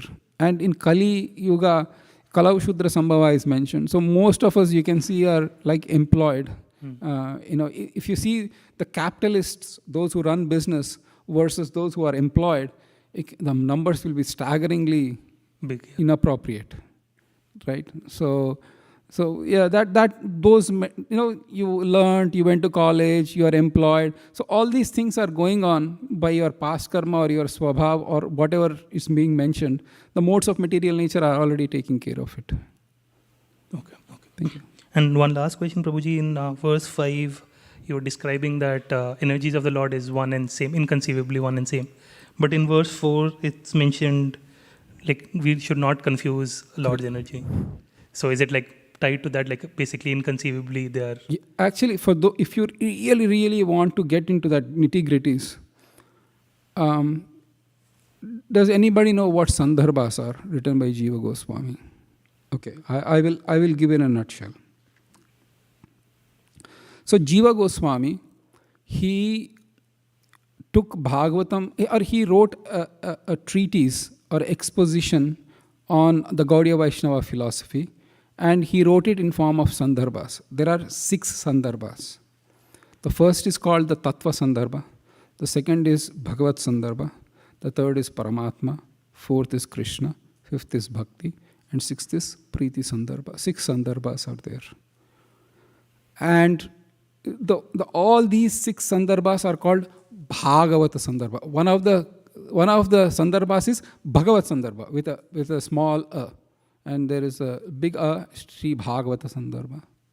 So in the second book, which is Bhagavat Sandarbha, he goes at length to explain, based on Bhagavatam, how this material world is real and how it is non-different from Krishna, but at the same time different from Krishna, and it is inconceivable. It is truly inconceivable, because that is the thing that boggles. If God, am I just a plaything of God's energy, or if God's energy is so powerful, how can it act to such an extent? Unless it is empowered and truly Krishna himself. But at the same time, it is different as well. Because if it is same as Krishna, then Krishna is responsible for my actions. Because material nature is influencing me, which means Krishna is non-different from his material nature, which means Krishna is responsible for my actions. I am not responsible, and I have no initiative on my part. If I am drunk falling in the gutter, it is God's will. But Krishna is saying, oh, so that's why he says, though it's my energy and me, I am little different from it. I'm transcendental to it. So that's where the Achintya comes in. How can he be simultaneously one with it and again very different from it? He's inside everything, but at the same time he's outside. How is it even? So that is where the inconceivability part comes. Thank you so much, Babaji. Thank you. Shaurabh, you had a question. Hare Krishna, Prabhu. Hare Krishna. So from this verse, the way I understand is it talks about the various contradictions of the and the Prabhupada also gives this example like Mayavadi, if they assumes only one impersonal part.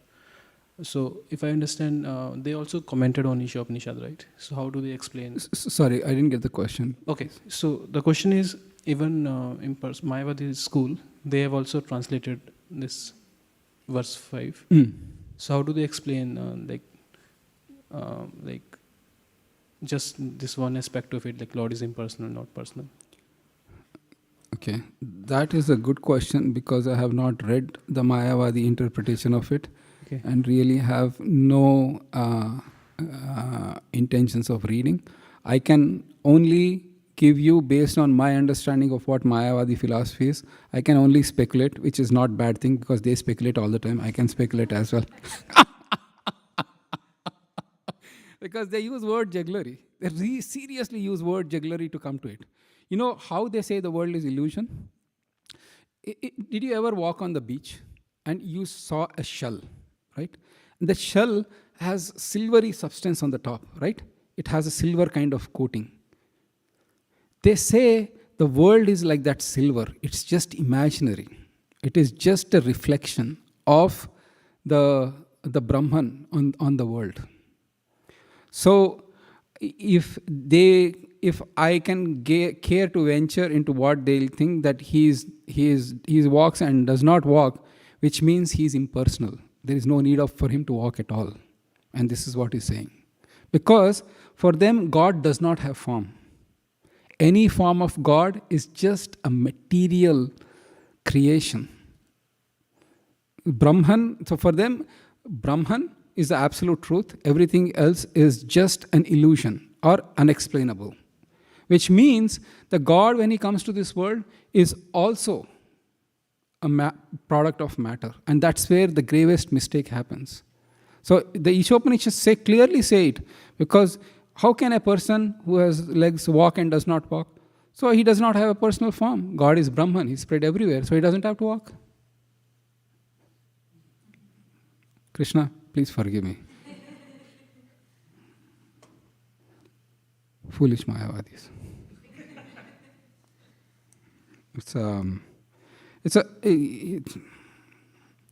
Okay, I'll say this once, I'll never say this again. Better to be a very gross materialist than being a dash.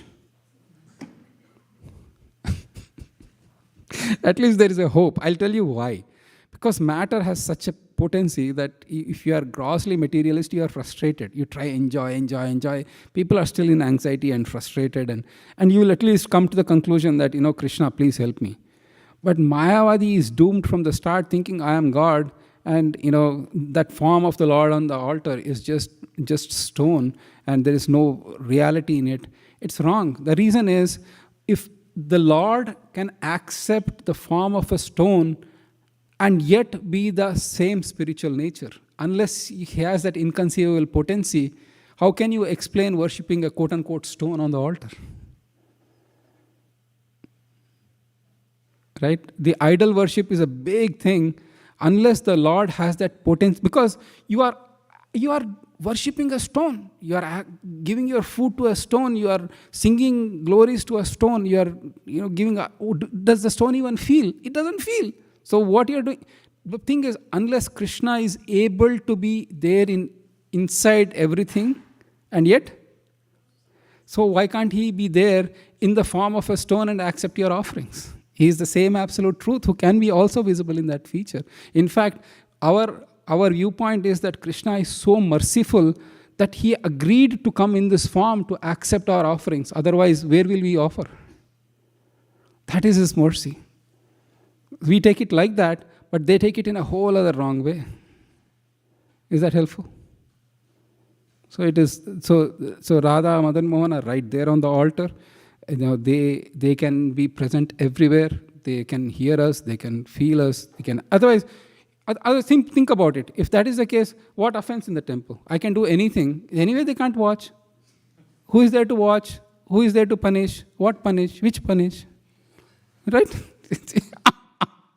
So one should be very, very careful. Please, I request you to not indulge too much into Mayavad philosophy. And these are not my words. These are Sri Chaitanya Mahaprabhu's words, that he said, Mayavad Bhashya Sunle Hoilo Sarvanash.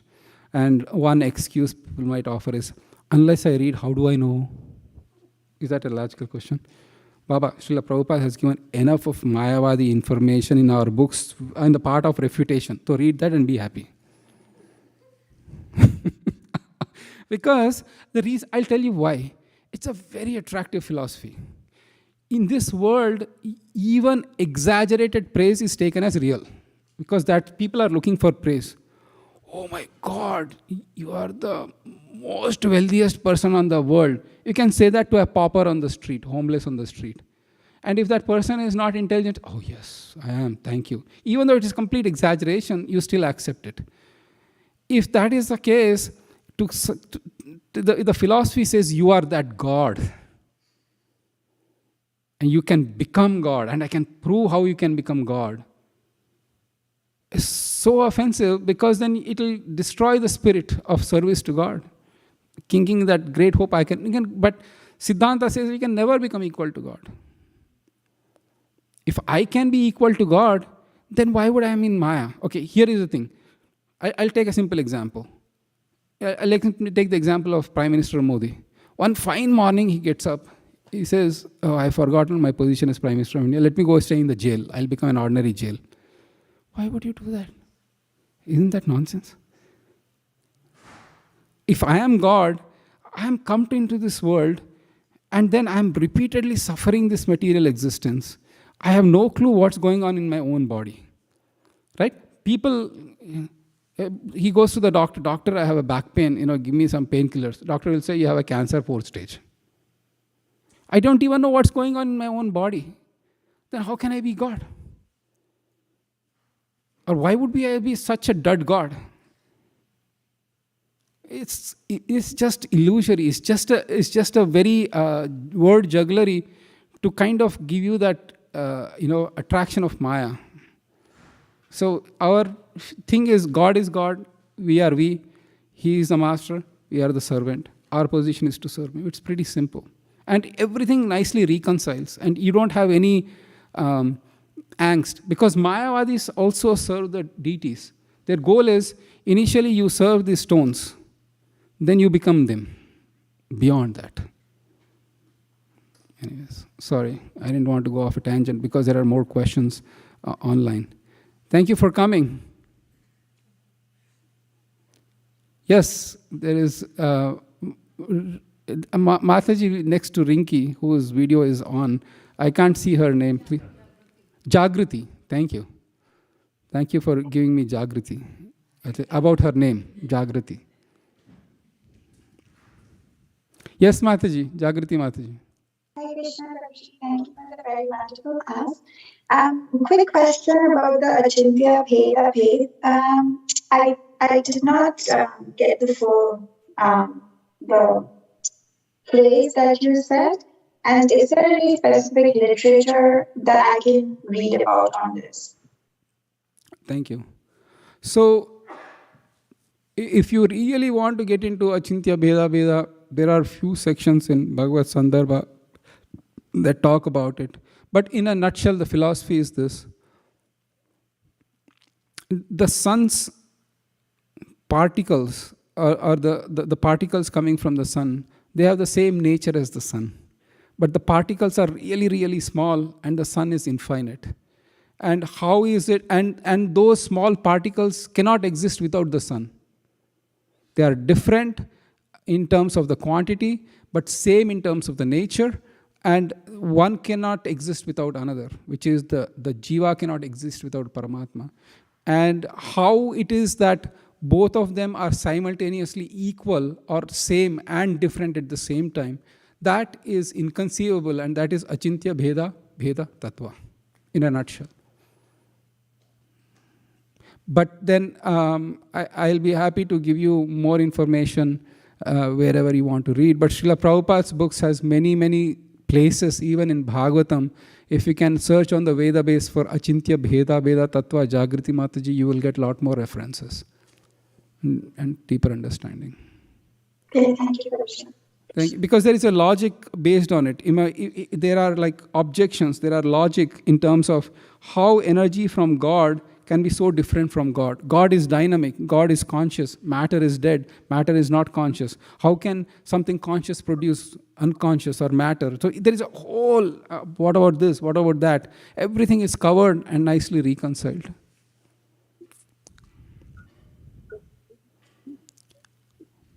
Hare Krishna, Prabhuji, I got one question. I came back again.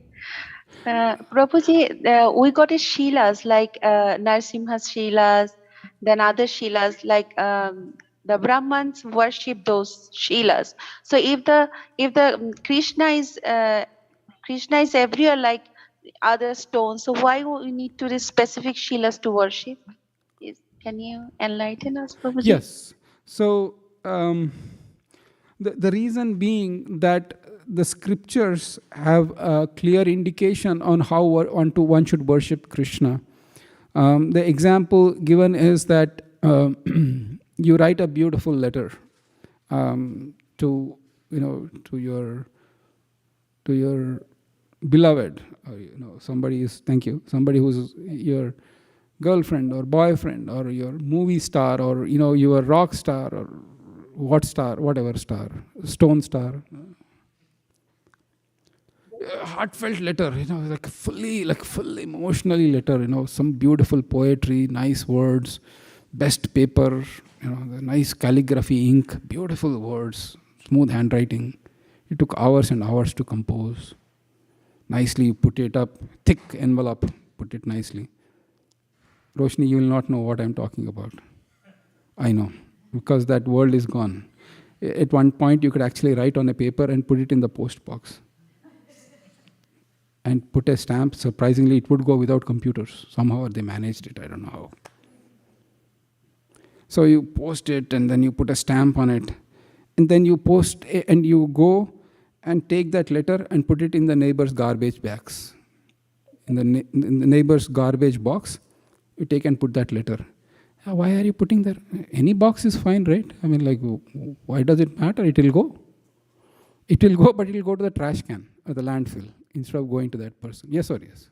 So, Rinki Mataji, in the same way, the scriptures say that these are the authorized forms of the Lord to worship. And Shaligram Shila is one of the authorized forms.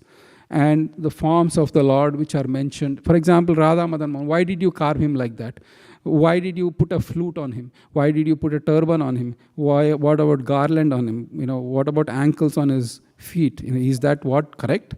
This is all exactly the descriptions given in the scriptures. And since we are following that, the result is kind of bona fide.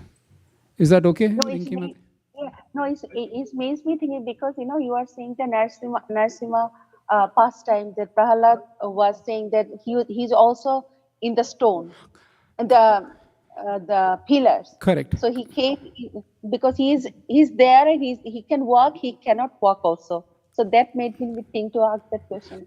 No, it's a very valid question and thank you for asking. But since, he himself has to say which stone he is in. Otherwise, it can be very confusing. I can pick a stone and then, sorry? There's the scriptures authorized us to worship like that. If we have any Shilas, so we got to be specific.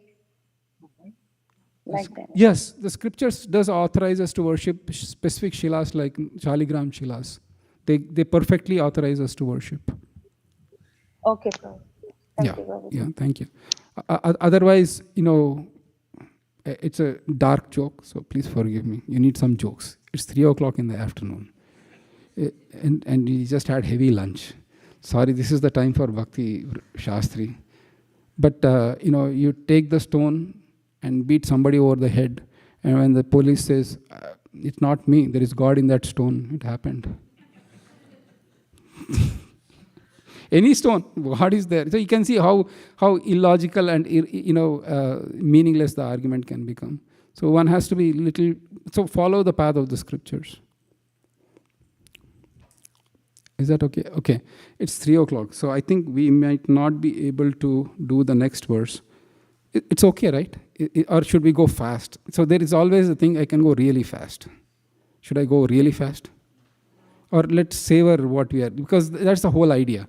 You can read at home. In fact, we don't need to have classes. We can have like blanket sleeping sessions at home. Aram says sleep, get up 1 hour, read, come back, write the exams. It'll be a happy life. But the happier life is this.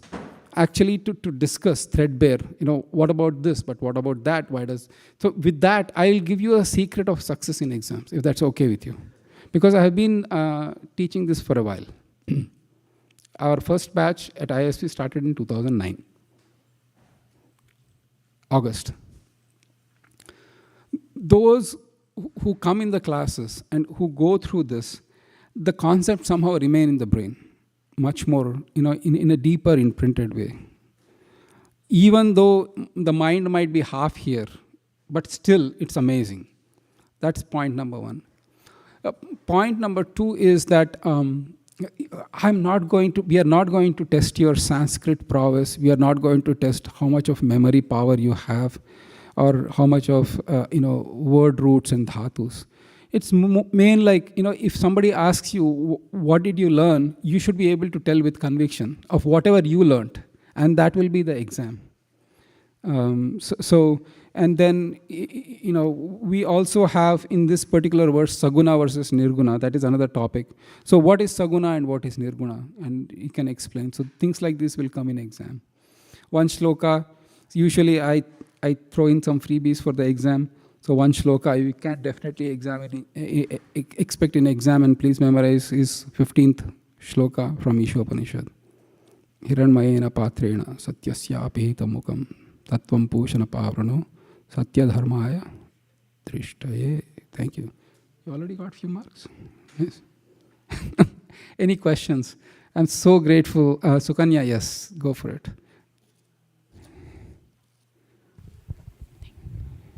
Prabhu, the question is not from the curriculum. Am I allowed to ask? Yes, please. Okay, thank you. If you are asking about which bank is going to go under later, I don't know. I'm just joking. Please go ahead. So Prabhu, my question is, we all know that after all the yugas, Krishna appeared in Chanavatar in Kali Yuga. So when he is going to appear next, and in what form? In Kali Yuga? In whatever yoga, whenever will he appear next? Is it written in any? Okay, so next is, the Kali Yuga we have done with 5,000 years. We have 427 or 427,000 years to go. And at the end of that, he will appear as Kalki. He'll be riding a horse, carrying a sword in his hand. He'll be born of a Brahmana called Vishnu Yasha. And then he will just sever the heads of all the miscreants who are still existing. And then he'll clean out this earth, and then Satya Yuga will roll in, waiting for that time. No, or we shouldn't wait for that time. We should go back before then. Thank you. Because Bhagavatam says it's not really nice to kind of hang around for more time. 10,000 years of Mahaprabhu, and after that things really go south very fast. Very fast. Any other final comments? Yes, Mataji, please. We have time. I'll stop here. I'm not going to read anymore. So in terms of, please. Questions are important. I can actually ask as a homework to read the 6th one, and then I will do from 7th. I'll briefly touch 6th, and then we'll go to 7th as well from the next class. So, yes, please go ahead. So I have actually 2 questions, Prabhuji, but maybe you will answer that in the first question. So my first question is, so in purport 4 we were discussing, in verse 4 we were discussing about the energies of the Lord. So when we are here in the material universe, we are under the rule of the conditioned soul. Yes. And so we are ruled by his energy so that we get disciplined. Why we are under the rule of an energy? I mean, we have our free will. We can do whatever we want to do. Krishna never interferes. but still we are subjugated under some rules. Why is that? Because I, for some weird reason, thought that I want to see a world where Krishna is not there, where I am Krishna, where I can be like Krishna. And then Krishna said, I'll create such an illusion where you won't see me at all. Only you will be there. You will be thinking you are the only existing person. I am the center of the universe. Everything is for me. And everything revolves around me. If you want that feeling, then I will give you this material world. Just like if you have a small child who wants to drive the car like his father, and the car says, Baba, you can't do that. No, I want it. Okay, you'll take him to the toy store and give that small car. And then fellow, because he'll feel, hey, look at me, I'm just driving like my father. So if to give that experience to the conditioned soul, Krishna says, okay, I'll do this for you. And then he has to go to so much of pain to create this material world, to create this. And then, but the fact he wants to remind is, if I give you complete forgetfulness and the material world also is created like that, then you will totally forget me. Assume that I have the power, whenever I want, I can eat anything I want, it will get created. Whenever I want money, it's there. Because if I don't have, then I'll completely forget Krishna. I'll never want to go back. But Krishna said, you have to work hard for money. If you want to eat, you have to cook. He made it little difficult so that, at every step, he said, don't forget me, I'm here. If I can really put you into that, but it's not good for you, and I'm not doing my duty by pulling you back.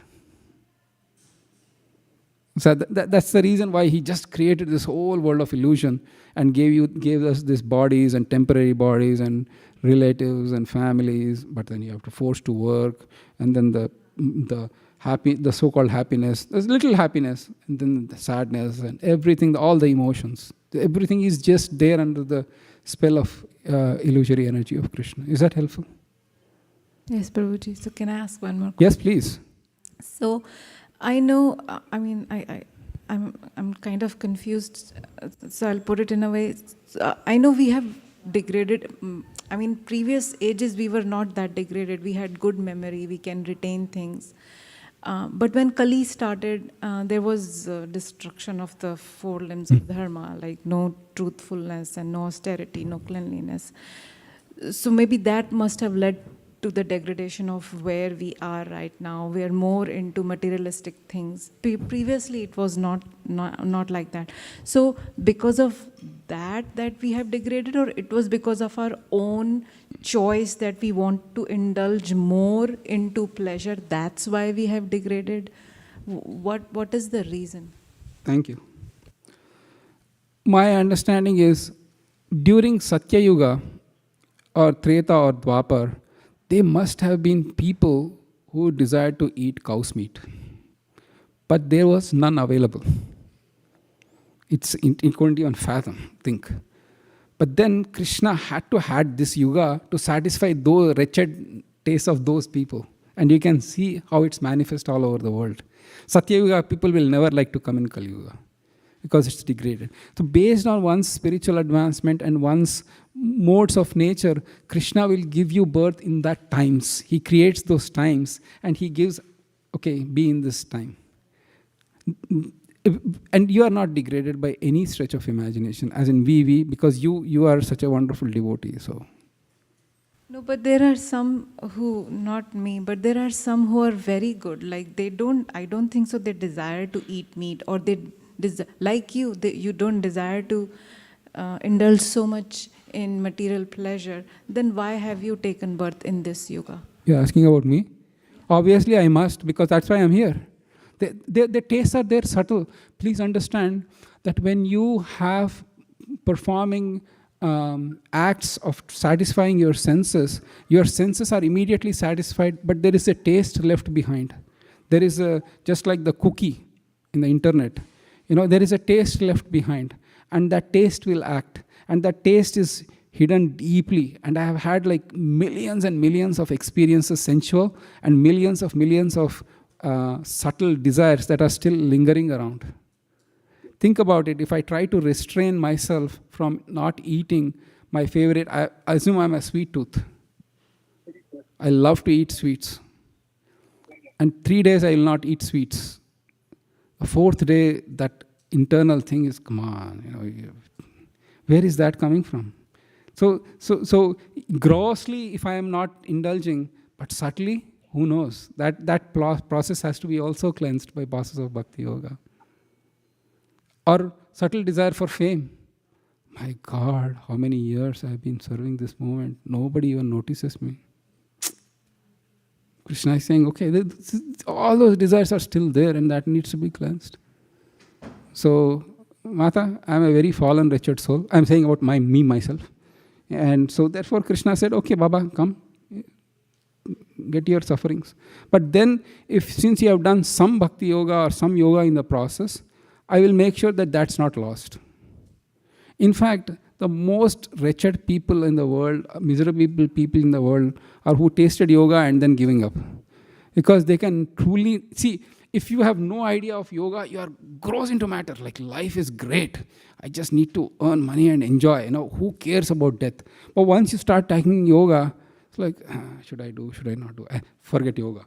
But then you do your sensual things and I'm not getting that taste, but I'm that fear. You are really in a state where it's a good place. At least there is a fear of spirituality instead of blindly being dragged.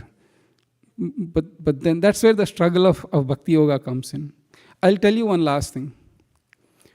Krishna says, and this is last, Krishna says, Brahma Bhuta Prasannatma na shoshati na kankshati samasarveshu bhuteshu. He says, first come to the stage of Brahma Bhuta platform, then perfect in dhyana, then you will come to bhakti. But by mercy of Mahaprabhu, we have been given bhakti without the proper cleansing. So that's why it seems so hard. And then internally it has to be cleansed till you come to that state. But bhakti is so powerful, it can do it without needing of jnana or dhyan. But just we need to have that faith. Okay. I'm so grateful. Hare Krishna, Prabhuji. Yes. Can I ask you one last question, Prabhuji? Well, it's all up to Krishangi. If she doesn't kick me out, you can ask me one more question. We have to stop. So, Rinki Mataji, I would beg for your pardon, but we'll hold on to that thought and question, and probably we'll discuss it next week, the first thing. Please do come. How can I be part of your Bhakti Shastri course, Prabhuji? Sorry, Mataji, I couldn't hear. Okay. How can I be a part of your Bhakti Shastri course? Okay. You have somebody's phone number here in ISV? I mean, can I have an Mataji, email address? send me a text message at 510. Please write down the number. Can I have an email address, Prabhuji? If it is possible. Yeah, somebody please note down their email address. I'm really sorry, Prabhuji. live.isv.gmail.com live.isv@gmail.com. If you can just send that email to that, and then they will forward me that email, and then I can get you added. Live? live.isv ISV? @gmail.com. Okay, Prabhuji. I'm sorry, Prabhuji, I accessed. No, it's there in the chat also, it seems. They put it in the chat box if you want to take a look. Okay. Thank you, Prabhuji. Thank you for your classes. No, thank you. All right, we'll stop here. And then I'm so grateful to each and every one of you for coming. I will see you all in 2 weeks' time. Thank you. Vancha kalpatarubhyascha kripa sindhu.